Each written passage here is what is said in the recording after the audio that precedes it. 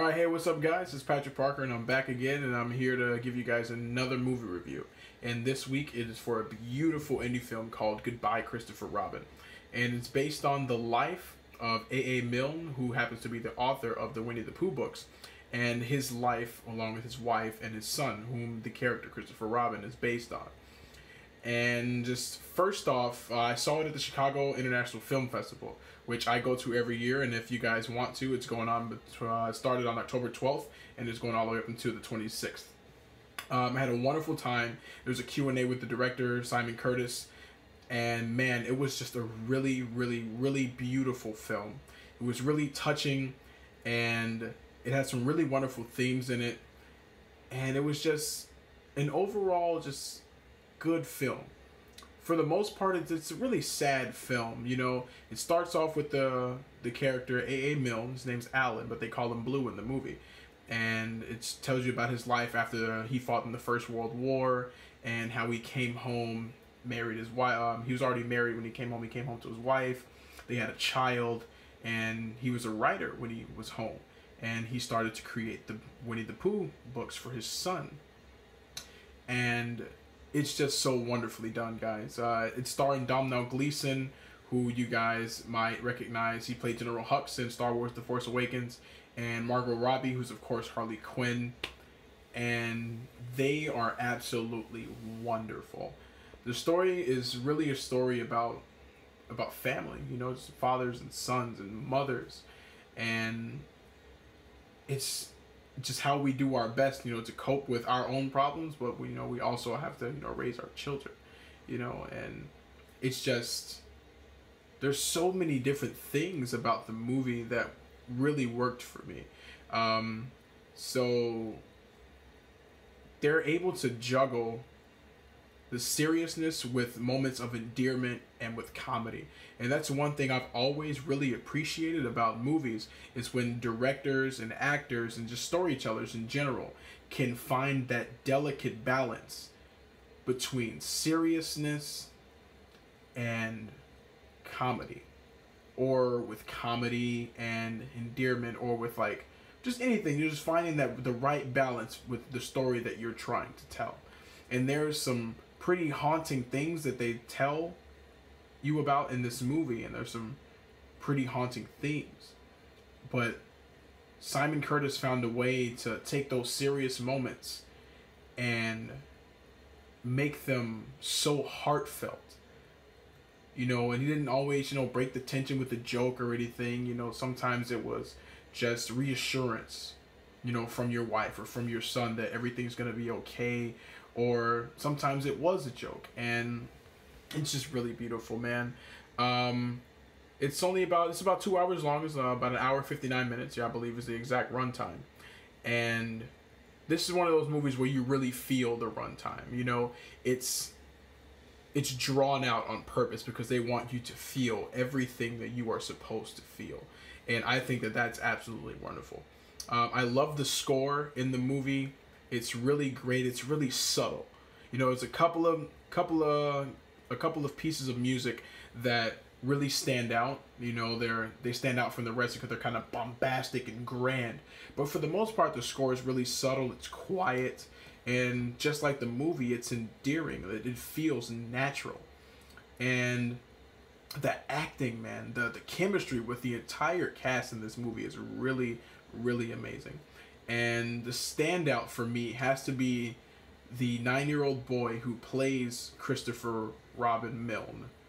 And I'm not sure of his name right now. I'd have to look it up. I'll put it up in the description or in the comments. But man, that kid blew me away. I haven't been nearly as,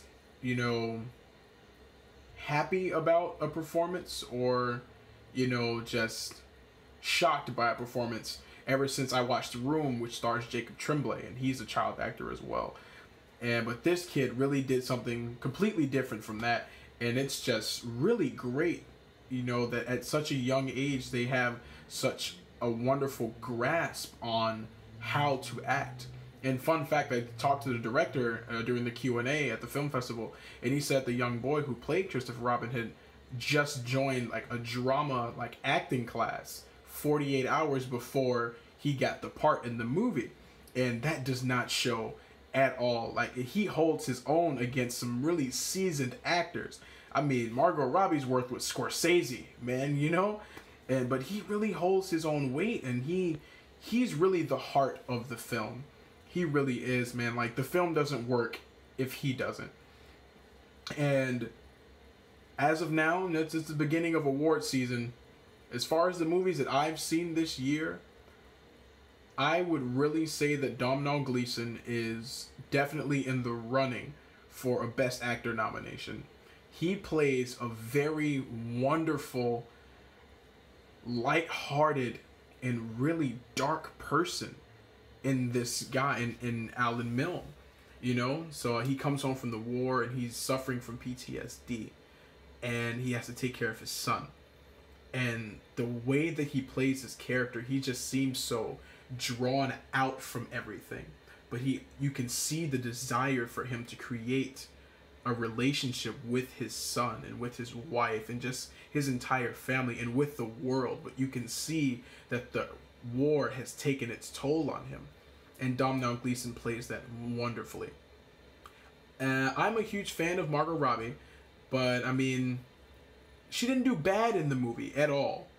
But standing next to Domhnall Gleeson and the young man who played Christopher Robin, she is the weakest of the bunch, and that is in no way a bad thing at all. She did remarkable, as she always does. She acted remarkably, as she does time and time again.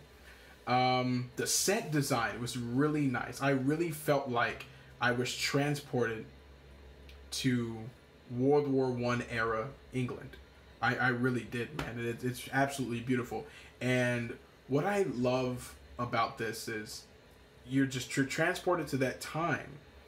But when they say we're in America, you feel that change. You know, just in the way the buildings are built, the way people are dressing, even the way people are talking, obviously. And it's just a beautiful thing, man. And they did a wonderful job with that. They really did. The costume design was amazing. And the movie just overall, man, it really tore me apart. There are some scenes where things get really dark. And man, they just tackle it so well where you're not feeling like completely gloomy, you know, while you're watching the movie. It's like you just feel exactly how you feel the actors, you feel the characters, you feel exactly how they feel.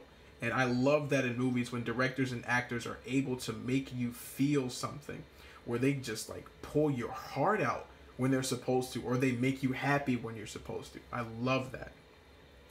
And in the movie, man, they tackle some really good things about family, you know, what it means to stand up for each other, you know, to understand when something is troubling someone else, and just to be there for your family. And overall, you know, the movie to me is one of the best that I've seen all year. And like this is up there with Blade Runner 2049. And if you guys are watching this, you watched the 2049 review, and you know how much I love that movie. But at my heart, I will always be a fan of indie films. I love indie films, and I love films that take you behind stories, like things you didn't know, like this. It takes you behind the creating of the character Winnie the Pooh, where Alan Milne got his inspiration from. Is from the adventures that he had with his son in the woods. And what I loved about it is that you learn that that's how he came up with the characters, and then you progress with them throughout the movie as the characters are created, and as they ship off the first books and the first poems about Winnie the Pooh, and then you see the toll that it takes on the family. It brings them financial wealth, but it causes some rifts in the family, you know? And I think it's just beautiful storytelling. And I really think you guys should go out and see this. This is one of my favorites of the year. And it's playing in Chicago now. Today was the official release of it. I just watched it at the film festival for the Q&A with the director. But it's on limited release. I know it's released in Chicago today, as in Friday. And it's playing in select theaters as well, I believe, in LA and in New York. So if you guys get the chance, you're looking for something to to catch, you know, with the ladies, you know, the ladies with your boyfriends, guys with your girlfriends, or what have you, and guys with your boyfriends, whatever. It's a really good movie to check out. It's really endearing. It's wonderful storytelling. It's only about 2 hours long. Definitely worth the ticket price. So if you guys are looking for something to check out this weekend, definitely go check out Goodbye Christopher Robin. It's really great, wonderful time at the theaters, and I hope you guys really enjoy it. If I had to give it a score out of 10 right about now, I'd give it about an 8. Give it about an 8 or a 9. Yeah, I'd say about there. So if you guys looking for something to check out, go check that out. Until next time, I'll have to find something to go catch at the theaters, and I'll give you guys a review on that as well. So until then, I'll see you guys.